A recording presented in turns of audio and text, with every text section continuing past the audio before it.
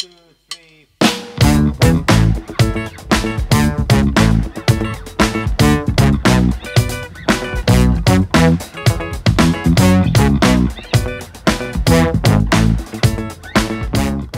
Anda melihat kondisi pasar mobil baru saat ini, segmen LSUV itu ramai sekali.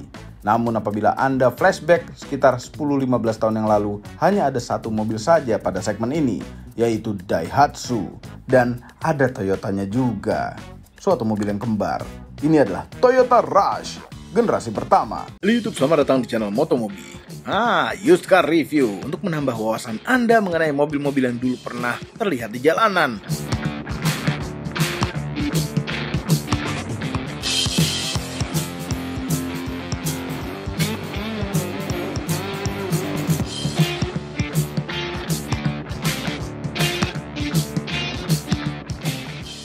Rush merupakan bagian dari keluarga besar Daihatsu Terios. Generasi pertama Daihatsu Terios lahir di Jepang. Kemudian mulai diproduksi di Indonesia pada Juli 1999 dengan nama Daihatsu Taruna. Namun karena orang Indonesia suka mobil yang muat banyak, maka Daihatsu Taruna wheelbase-nya dibuat lebih panjang dari Daihatsu Terios yang versi JDM agar bisa muat 3 baris jok. Yes, nama Rush memang belum terdengar di Daihatsu Terios generasi pertama atau Daihatsu Taruna. Generasi keduanya diluncurkan di Jepang pada akhir 2005 dengan nama Daihatsu Bigo. Kalau dibaca bisa juga Daihatsu Bego. Setahun kemudian, tepatnya pada Desember 2006, generasi kedua ini masuk ke Indonesia dengan nama Daihatsu Terios dan Toyota Rush. Nah, nama Rush baru terdengar di generasi kedua ini. Jadi resmi Toyota Rush generasi pertama merupakan Daihatsu Terios generasi kedua. Keduanya sebenarnya sama-sama diproduksi di pabrik Daihatsu. Toyota hanya bantu jual saja, tapi lebih laku, heran. Pada generasi kedua ini, versi Indonesia memiliki wheelbase lebih panjang daripada versi JDM-nya. Menurut keterangan resmi dari Toyota, kata Rush itu maksudnya sense of energetic vitality and cheerfulness. Ribet sekali. Namun jika diterjemahkan langsung dari bahasa Inggris, kata rush artinya terburu-buru atau repot atau buru-buru. Itu kalau di Indonesia artinya gerasak gerusuk. Toyota Rush keluaran awal memiliki 2 varian, yaitu G dan S. Mobil ini kemudian mendapatkan facelift pertama Oktober 2010. Lalu pada Agustus 2013 varian S berhenti diproduksi, digantikan dengan varian TRD Sportivo yang berat di body kit. Facelift kedua terjadi pada Maret 2015. Kemudian pada tahun 2016 ditambahkan satu varian lagi, yaitu Toyota Rush TRD Sportivo Ultimo. Panjang sekali. Pada November 2017 diluncurkan Daihatsu Terios generasi ketiga yang sekaligus menjadi Toyota Rush generasi kedua. Mobil ini masih dijual di showroom ya, apabila Anda ingin tinggal datang ke showroom Toyota atau Daihatsu terdekat. Namun apabila Anda tertarik dengan generasi yang lama ini karena masalah uang, silahkan nonton video ini sampai habis. Karena ini adalah review mobil bekas, dilanjutkan oleh Mamang Ichan, spesialis used car review. Menantikan sementara video ini dan tekan tombol jempol ke atas. Subscribe channel Motomobi apabila belum berikut dengan tombol loncengnya. Cek juga channelnya si Mamang itu, Aspros Auto, agar kami semua bahagia.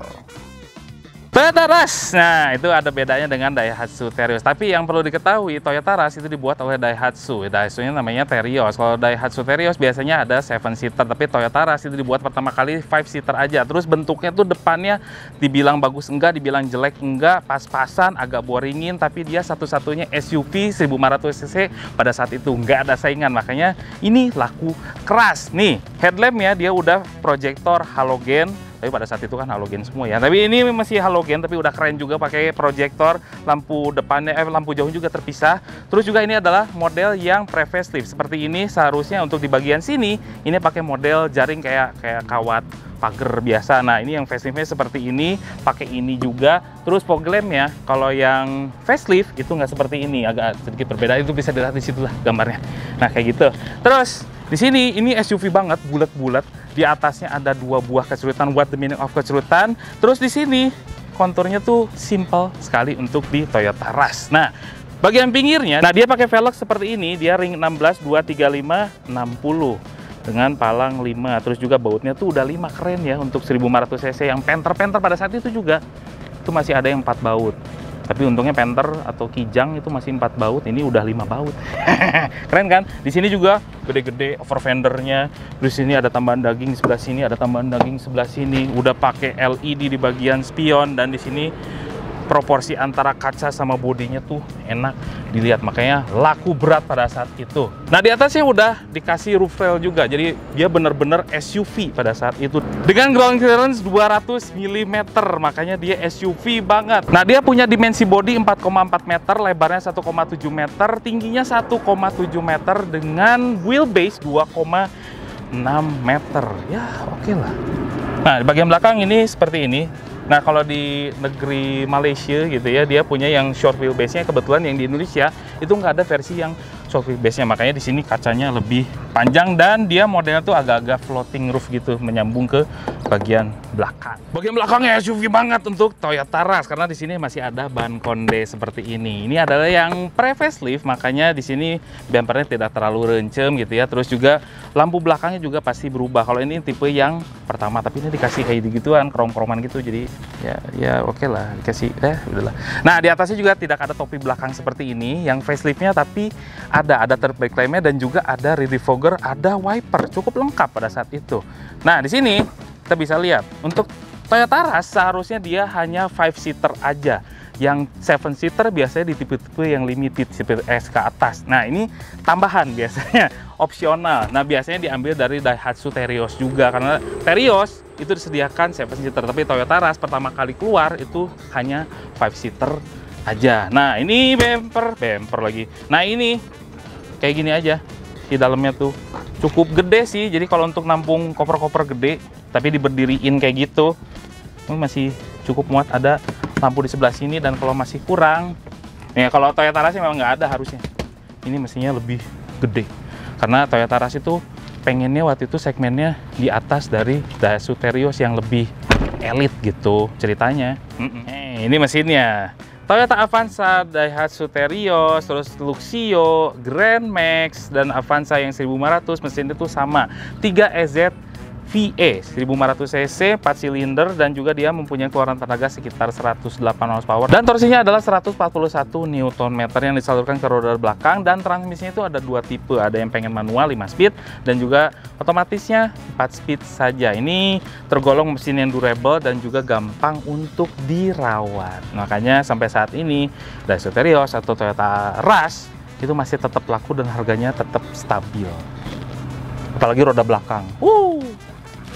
Nah, sekarang kita bahas bagian interiornya Toyota Rush. Nah, dari trim pintunya memang ini adalah revolusioner, karena pada saat itu desain kayak gini tuh keren, dianggapnya keren. Di sini ada keras-kerasan kayak gini, terus di sini aslinya harusnya kain. Nah, pegang pintunya itu ada 2, sini dan di sini. Nah, di sini power window-nya auto up, auto down juga. Di sini juga ada speaker, di sini ada bottle holder loh. Bottle holder di sini ada menyisakan sedikit untuk tisu-tisuan. Nah, di kursinya dia ada namanya head adjuster juga, enak dan juga lengkap lah. Bisa maju, bisa mundur, bisa seneran. Kita masuk aja. Di sebelah kanan di sini ada yang namanya electric mirror, ada fog lamp tapi belum ada retract. Sini juga ada tempat receh. Oke. Nah, yang saya suka dari Toyota Rush, karena dia audionya lumayan, ada 6 speaker, 2 tweeter, dan 4 speaker untuk di bagian depan dan belakang. Speedometernya juga oke, ada seninya juga, nggak hanya lurus-lurus pada saat itu. Ini kan ada bolong-bolongan kayak gini, ada 3 klaster utama, ada tachometer, speedometer, dan juga ada yang namanya temperatur mesin. Dan odometernya sudah digital, termasuk indikator bensinnya juga sudah digital. Itulah kerennya dari Toyota Rush. Nggak ada tilt steering dan teleskopik dong, fix.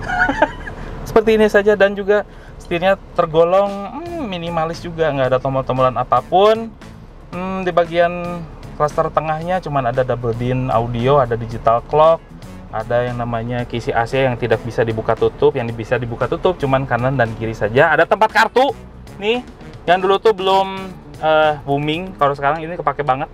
Sekarang di sini juga ada pengaturan AC-nya, cuman nggak ada arah semburan juga sih, termasuk sederhana sekali ya Rush. Nah, di bawahnya juga ada yang namanya asbak, ada power socket di sini untuk tempat nyimpan. Sederhana sekali ya, nggak ada apa-apa. Di sini juga nggak ada yang namanya airbag, juga nggak ada. Nah, di sini juga ada yang namanya glove box untuk nyimpan sebelah sini nih, receh-recehan juga bisa. Dan di sini cukup kecil sih untuk glove boxnya. Nah, di bagian sini itu nggak ada untuk armrest kayak gitu, nggak ada untuk tempat box yang bisa ditutup gitu, nggak ada. Cuman ada namanya bottle holder di bagian tengah dan juga tersisa untuk handbrake-nya bagian sini. Nah, sini juga vanity mirror-nya untuk sebelah sini saja ada lampunya, untungnya sebelah sini nggak ada. Tempat kacamata dah selesai, lampu dan mode night and day. Sekarang kita ke belakang. Di bagian belakang cukup lega loh, ada 6 jari, headroomnya oke, dikasih double blower yang ada di depan muka kita gitu ya. Ini jangan sampai AC-nya tuh kena kita karena terdapat sindrom yang bakal booking, makanya jangan disemburin ke muka gitu, kayak itu tuh yang kamerain di AC-nya langsung dikemukain gitu, udah jangan itu jangan. Makanya ini sedikit agak-agak bahaya, makanya kalau semburan itu langsung ke belakangin aja. Yang penting ada double blower. Sini juga ada asbak di bagian sini. Dah di trim pintunya cuma ada bottle holder dan sedikit tempat penyimpanan. Tapi yang penting ini duduknya masih cukup enak loh di Toyota Rush. Bagian tengah masih it's okay, tapi agak sedikit jangkung karena di sini ada yang namanya kayak gundukan gitu ya, jadi kerasa tebal sendiri di bagian tengah. Ada headrestnya 2, tapi tidak ada headrest ketiga di bagian tengah. Kalau ada yang bertanya row 3-nya kayak gimana, ini mirip-mirip seperti Daihatsu Terios. Sebetulnya Toyota Rush itu nggak ada, dan untuk pelipatan joknya memang agak sedikit ribet karena 2 step gitu loh. Dah, kita masuk. Duh, nyesel saya ke belakang karena sempit banget. Nyesel ini untuk anak kecil aja udah gitu posisinya tuh tegak. Di sini memang dikasih tempat-tempat kayak cup holder kayak gitu ya, tempat-tempat nyimpen. Terus ininya tergolong kecil, duduknya nggak enak dan cenderung untuk kayak jongkok gitu loh. Nggak ada seatbelt juga nggak ada karena memang ya Rush kan 5 seater. Itu yang 7 seaternya tuh di Rush yang tahun 2015an ke atas itu juga tipe yang limited kayak gitu loh, yang TRD. Hah? Dari G 2013 sudah ada. Hah? Ya pokoknya gitulah. Tapi S nggak ada tipe G. S ada. Iya, tipe G nggak ada kan? Ada. Nggak ada. 2013? Nggak ada. Ada. Nggak ada. Ya udah. Ya udah, pokoknya itu tipe yang tinggi-tinggi itu 5 seater semua udah. 7 seater, tapi yang bawah-bawahnya cuman 5 seater.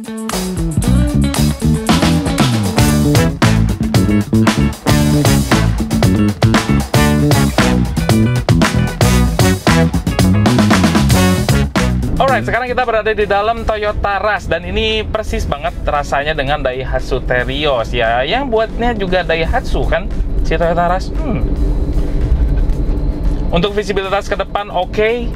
Jadi gede sekali, pilar A-nya tergolong kecil, terus kiri kanan depan belakangnya juga oke. Kalau untuk dipakai untuk rookie atau pemula banget untuk nyetir, ini sih cocok, enak banget, dan kita langsung cepet kenal sama mobilnya. Udah gitu kita posisinya tuh tinggi, commanding, dashboardnya rendah, joknya juga empuk. Cuman walaupun ya joknya nggak seenak yang dibayangkan karena tidak ada side support sama sekali. Jadi kalau kita agak-agak manuver gitu, agak kelempar-lempar dikit lah karena si joknya memang saya supportnya agak-agak minim. Tapi ya secepat-cepatnya Toyota Rush mau dibawa kemana sih?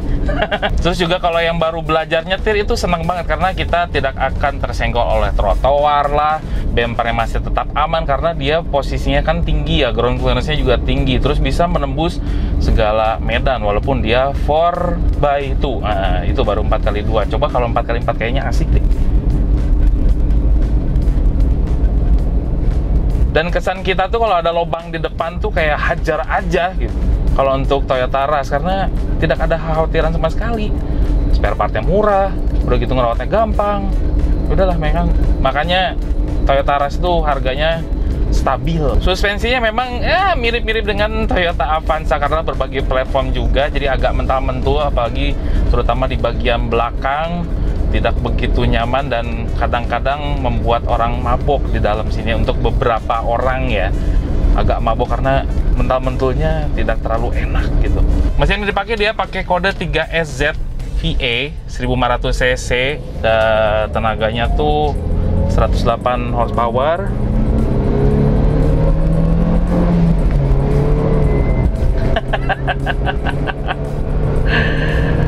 Tergolong pas-pasan untuk membawa bodi Toyota Rush ini, tergolong pas-pasan. Cuman ya cukup satisfying lah. Masih bisa diajak ngebut walaupun ini ground clearance-nya tinggi, jadinya agak-agak sedikit habeng-habeng gitu. Agak-agak sedikit limbung sih untuk Toyota Rush. Dan dia tuh torsinya mengisi di setiap RPM. Jadi ngemposnya tuh mulai kehabisan napas tuh di sekitar RPM 6000-an ke atas itu baru mulai ngempos tenaganya. Terus ini sistem keselamatannya, ABS itu baru hadir di 2015 ke atas. Nah, sedangkan di bawah 2015 hanya ada di tipe S saja. Yang ini belum ada karena ini adalah tipe G. Cuman untuk respon pengeremannya it's okay lah. Oke, ditoel dikit udah respon dan tergolong pakem untuk bodi segede ini. Kalau untuk peredaman kabinnya ini masih lebih baik daripada yang Avanza-nya. Yes, traffic noise-nya masih sedikit kedengeran, tapi lebih parah sih kalau Avanza. Ini masih cukup teredam. Terus suara bannya memang agak masuk, suara mesinnya tergolong sayup-sayup saja. Di peredaman kabinnya berapa skornya? 7 dari 10 lah. Ini kenapa masih banyak orang yang ngambil Toyota Rush? Karena desainnya tergolong timeless walaupun membosankan. Terus juga dia punya beberapa kelebihan karena mesinnya tuh mudah dirawat, spare partnya tuh banyak walaupun nggak nyaman-nyaman amat di bagian suspensinya. Tapi it's okay lah, itu terbayar semua dengan kelebihannya dari Toyota Rush. Terus juga ini nggak mungkin dibilang mobil travel, tidak seperti Avanza, makanya kastanya tuh di atas Avanza sedikit. Dan juga dia tipenya adalah SUV yang mempunyai ground clearance lebih tinggi, bisa masuk ke mana-mana. Itulah kelebihan dari Toyota Rush. Nah, terus juga dia punya pajak sekitar 2,5 juta rupiah di daerah Bandung per tahun. Terus juga dia punya range harga dari 120-an sampai 135 jutaan untuk tahun 2010 seperti ini. Ya, manual. Kalau yang maticnya sedikit di atas, sedikit aja. Sebenarnya Toyota Rush dan Daihatsu Terios itu sudah pernah direview di channel Motomobi pada saat mobil-mobil ini baru. Namun itu video lama dengan gaya kami yang sangat lama sekali. Nonton video itu juga apabila belum. Itu ada di description di bawah linknya. Karena sekarang sudah jadi mobil bekas yang sudah lama, maka masuk ke used car review. Overall mengenai Toyota Rush generasi pertama. Walaupun seringkali dianggap SUV karena ground clearance-nya tinggi dan penggunaan ban serep model Konde, tapi menurut kami sebenarnya mobil ini memenuhi klarifikasi sebagai MPV juga. Karena memang serbaguna, bisa untuk sehari-hari, bisa untuk keluarga, tapi tidak nyaman. Untuk Indonesia, yang penting muat banyak, karena dipakai ngangkut barang juga bisa, tidak takut rusak, bisa dipakai di dalam kota dan bisa juga keluar kota, baik lewat jalan mulus maupun rusak. Karena ground clearance-nya tinggi. Namun apabila Anda cari yang lebih murah, bisa mempertimbangkan versi Daihatsu-nya, yaitu Daihatsu Terios, karena bedanya tidak terlalu banyak. Atau ya, sebenarnya pilih saja Avanza atau Xenia yang lama, yang masih rear wheel drive, karena punya platform yang sama. Walaupun sebenarnya front wheel drive lebih efisien. Semua ini adalah opini pribadi saya dan Mama Mang itu. Jangan lupa tekan tombol jempol ke atas dan subscribe channel Motomobi, Omobi, dan Mes Mobi apabila belum berikut dengan tombol loncengnya. Share video ini ke seluruh dunia melalui sosial media Anda dan jangan lupa follow sosial media kami yaitu Instagram. Terima kasih telah menonton.